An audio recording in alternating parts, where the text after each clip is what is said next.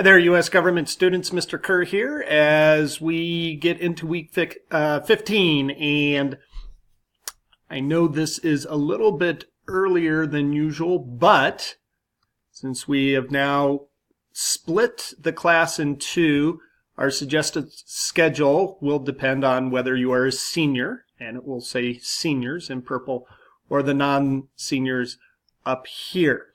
So make sure I've been assigning things as to the folder that you should be in, but just make sure that you're in the correct folder. But starting with Monday seniors, you're going to be working ahead of the rest of the class, and your purple folder down here will, as you go into that, you will see that it is opening. We're on a little bit different schedule, a little bit compacted, so we're getting you going earlier.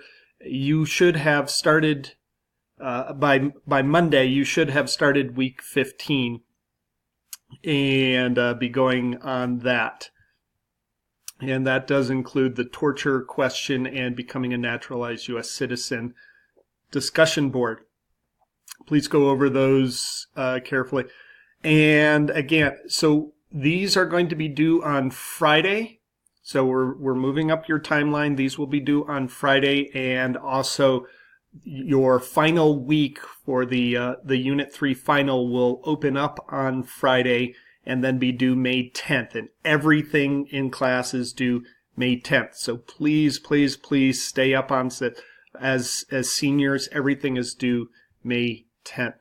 Let me know if you have any questions about that.